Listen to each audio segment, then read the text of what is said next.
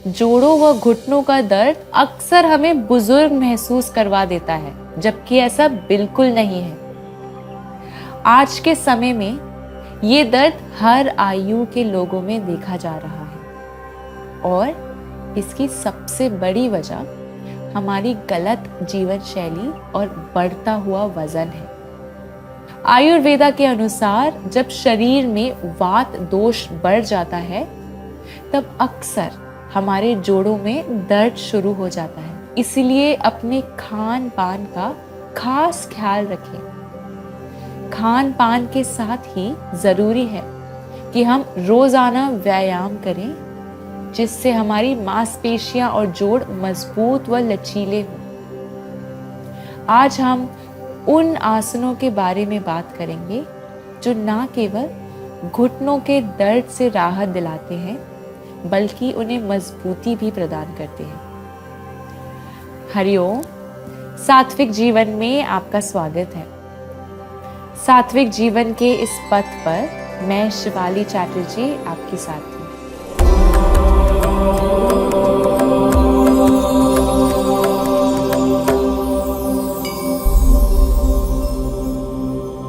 सबसे पहला आसन है ताड़ासन।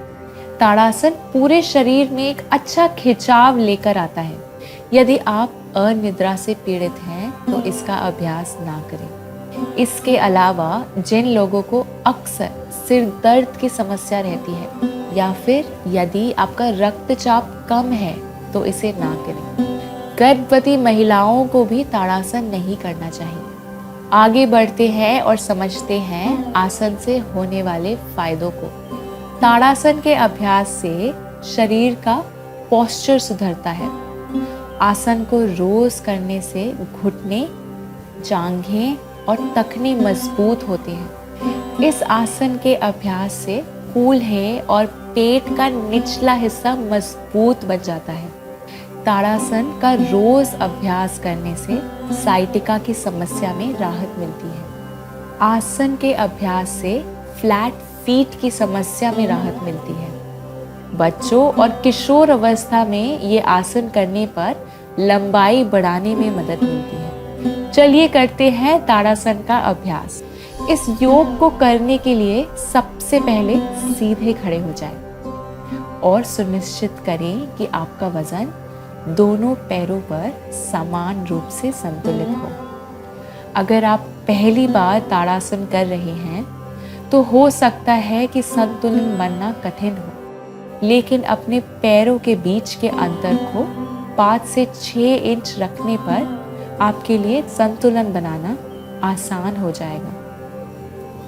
गहरी सांस लेते हुए अपने हाथों को अपने सर के ऊपर उठाएं और साथ ही पैरों के पंजों के बल खड़े होने की कोशिश करें। श्वास भीतर लें और कंधे, भुजाओं और सीने के ऊपर की तरफ खिंचाव दें। शरीर का दबाव पैरों के पंजों पर ही रहेगा। इस स्थिति में कुछ देर तक बने रहें। सिर से लेकर पैर तक शरीर में खिंचाव महसूस कीजिए। कुछ सेकंड तक इसी स्थिति में रहें। मुद्रा से बाहर आए। सांस छोड़ते हुए हाथ को पीछे से घुमाते हुए नीचे की तरफ ले आएं और साथ ही एड़ियों को भी नीचे रख दें। वीरभद्रासन 2। वीरभद्रासन मुद्रा का नाम भगवान शिव द्वारा निर्मित वीरभद्र पौराणिक चरित्र से लिया गया है। इस वीरभद्रासन योग के 3 आसन हैं, जिनको वीरभद्रासन 1, वीरभद्रासन 2 और वीरभद्रासन 3 के नाम से जाना जाता है। वीरभद्रासन शब्द संस्कृत भाषा से लिया गया है, जो 2 शब्दों से मिलकर बना है। पहला शब्द वीर का अर्थ योद्धा है और दूसरा शब्द भद्र, जिसका अर्थ मित्र होता है। इस आसन को अंग्रेजी में वॉरियर 2 पोज के भी नाम से जाना जाता है। चलिए देखते हैं इस आसन का अभ्यास कौन ना करे। हाई ब्लड प्रेशर के मरीज वीरभद्रासन 2 का अभ्यास ना करें। डायरिया की शिकायत होने पर कभी भी ये आसन नहीं करना चाहिए। आर्थराइटिस होने पर वीरभद्रासन 2 नहीं करना चाहिए। अगर गर्दन में दर्द की समस्या है तो आसन करते समय गर्दन ना मोड़े, सामने देखें। चलिए समझते हैं अब आसन के अभ्यास से होने वाले फायदों को। इस आसन का अभ्यास आपकी सहनशीलता भी बढ़ाने में मदद करता है, क्योंकि इस आसन में बने रहने के लिए हमें अधिक ताकत की आवश्यकता होती है। इस आसन का अभ्यास जांघों और नितंब की मांसपेशियों को मजबूत करने में मदद करता है। इस आसन के अभ्यास से छाती और कंधों में एक अच्छा फैलाव आता है, जिससे सांस लेने की क्षमता में सुधार आता है। ये आसन मन को शांत कर तनाव से मुक्त करता है और एकाग्रता शक्ति बढ़ाने में भी मदद मिलती है, और साथ ही साथ स्मरण शक्ति भी बढ़ती है। वीरभद्रासन 2 पेट के अंगों को उत्तेजित करने और पाचन क्रिया को सुधारने में मदद करती है। कार्पल टनल सिंड्रोम की समस्या से छुटकारा दिलाने में मदद करता है। चलिए अब करते हैं वीरभद्रासन 2 का अभ्यास। सबसे पहले एक साफ स्थान पर योगाभ्यास की चटाई बिछा के उस पर सीधे खड़े हो जाए।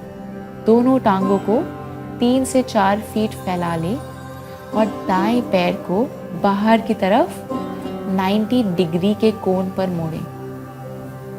अब बाएं पैर को अंदर की तरफ 15 डिग्री के कोण पर मोड़ें। ध्यान रखें कि दाएं पैर की एड़ी बाएं पैर के बीच वाले हिस्से की सीध में हो। हाथों को साइड में कंधे के समानांतर ऊपर की तरफ उठाएं। दोनों हाथ जमीन के समानांतर रहेंगे। गहरी सांस भीतर की ओर खींच लें और सांस छोड़ते हुए दाएं घुटनों को मोड़ें। ध्यान रखें कि दायां घुटना टखने के बाहर नहीं जाएगा और दायां घुटना और दायां टखना एक सीधी रेखा में रहेंगे। अब धीरे धीरे सिर को मोड़ें और अपनी दाईं तरफ देखें। शरीर को संतुलित करें। विश्राम करते हुए सहज होते जाएं। अब हाथों को स्ट्रेच करें और धीरे धीरे पेल्विस को नीचे दबाएं। चेहरे पर मुस्कान बनाए रखें और लगातार सांस लेते रहें। मुद्रा से बाहर आए। अब गहरी सांस लेते हुए आसन से बाहर आ जाएं।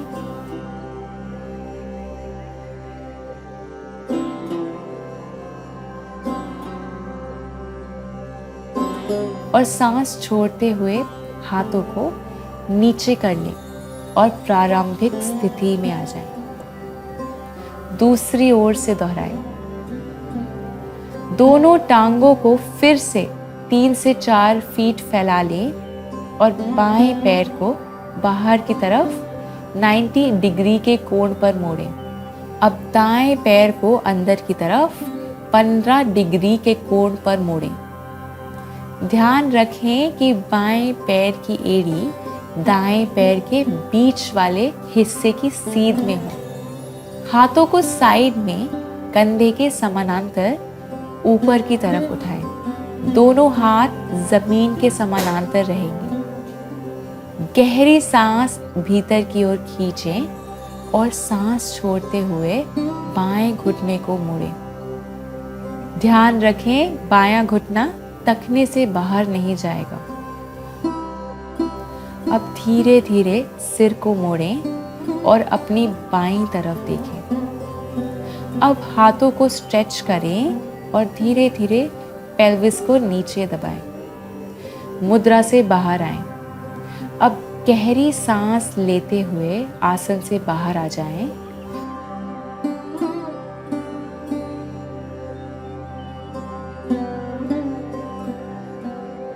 और सांस छोड़ते हुए हाथों को नीचे कर लें और प्रारंभिक स्थिति में आ जाएं।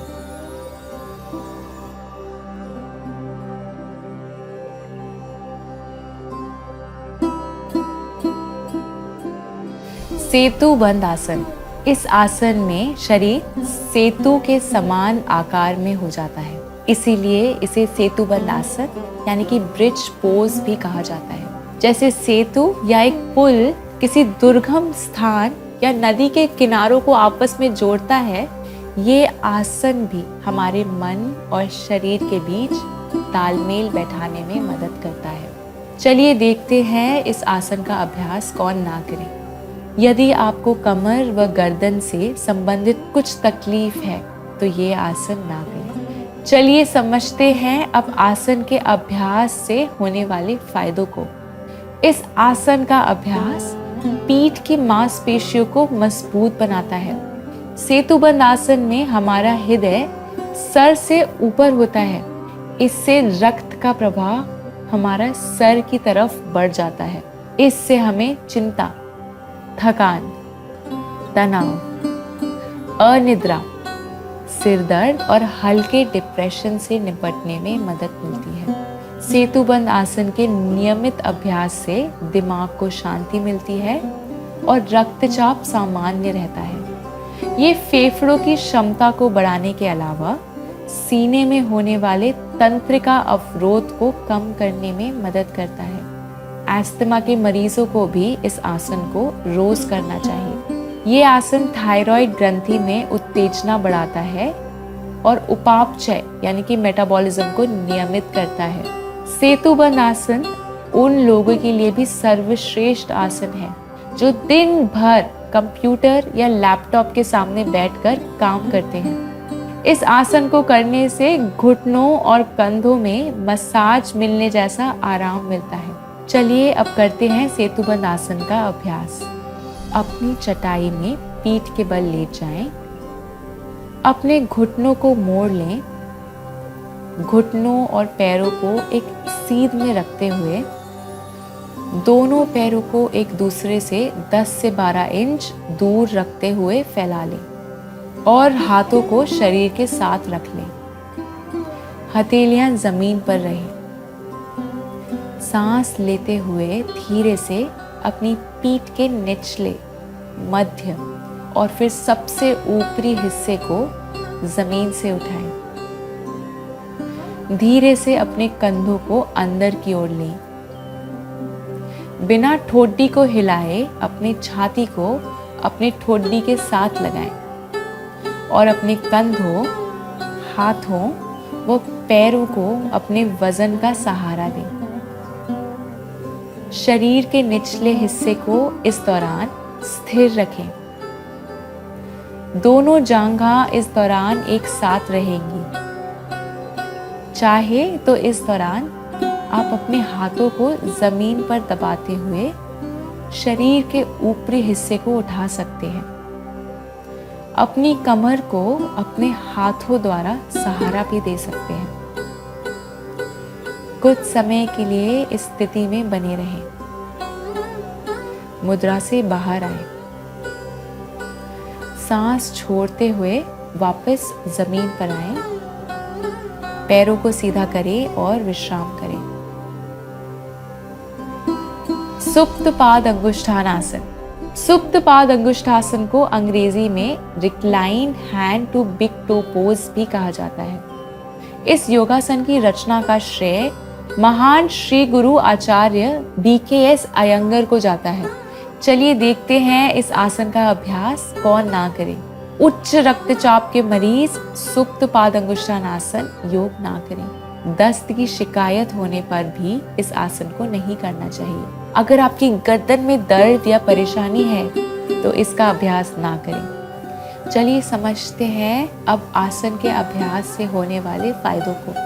ये आसन पैरों में रक्त संचार को सुचारू कर पैरों की सभी प्रकार की कमजोरियों को दूर करता है। इस आसन का नियमित अभ्यास साइटिका और वेरिकोस वेन्स की समस्या को दूर करता है। आसन का रोजाना अभ्यास रक्तचाप, नपुंसकता और कब्ज की समस्या को दूर करता है। इस आसन का नियमित अभ्यास पीठ दर्द को कम करने में सहायक है।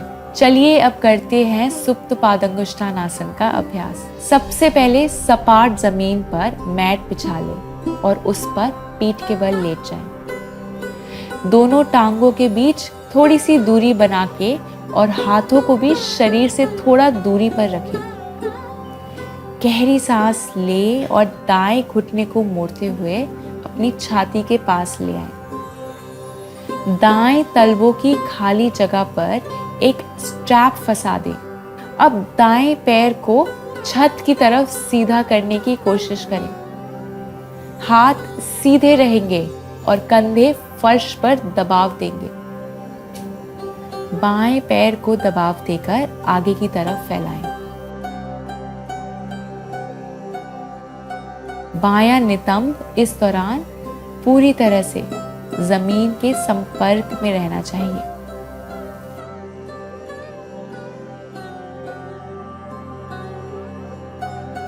तीस सेकंड के बाद स्ट्रैप को ढीला करें और पैर को जमीन पर ले आएं।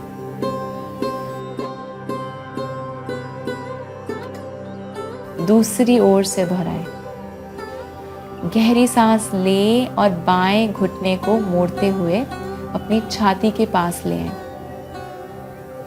बाएं तलवे की खाली जगह पर एक स्ट्रैप फंसा दें और यदि संभव हो तो पैर के अंगूठे को 2 उंगलियों से पकड़ लें। अब बाएं पैर को छत की तरफ सीधा करने की कोशिश करें। हाथ सीधे रहेंगे और कंधे फर्श पर दबाव देंगे। दाएं पैर को दबाव देकर आगे की तरफ फैलाएं। दायां नितंब इस दौरान पूरी तरह से जमीन के संपर्क में रहना चाहिए। श्वास छोड़ते हुए पैरों को जमीन की तरफ ले आएं और कुछ वक्त के लिए सीधा लेट जाएं।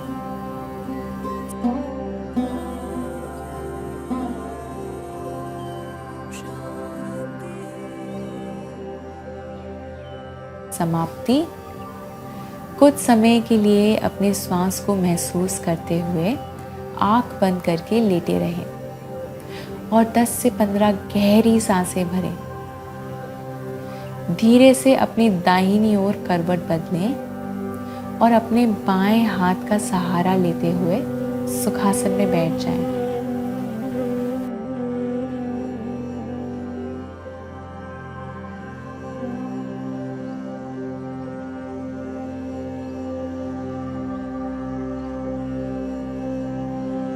अब अपने दोनों हथेलियों का आपस में अच्छे से घर्षण करें और तब तक करें जब तक आपको अच्छी गर्माहट का आभास ना हो।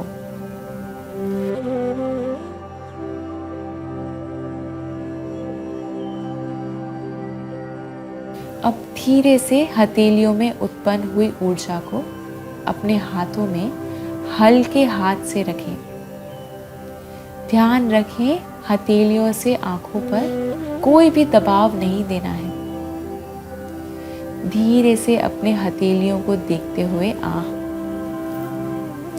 धीरे से अपनी हथेलियों को देखते हुए आंख खोलें। धन्यवाद। मैं आशा करती हूँ कि आप इस योगासन का रोजाना अभ्यास करेंगे और अपना अनुभव मेरे साथ साझा करेंगे। मैं और मेरा सात्विक जीवन का परिवार फिर से योग और स्वास्थ्य से जुड़ी कुछ नई जानकारियों के साथ आपसे जल्द ही मिलेंगे। तब तक के लिए इस वीडियो को लाइक और शेयर करें और हमारे इस अनोखे से परिवार का हिस्सा बनें और हमारे इस चैनल को सब्सक्राइब करें। स्वस्थ रहें, प्रसन्न रहें, आत्मा और परमात्मा के मिलन की इस सात्विक जीवन यात्रा में हमारे संग चलें। दिव्य शक्ति की कृपा हम सब पर बनी रहे। हरि ओम तत्सत।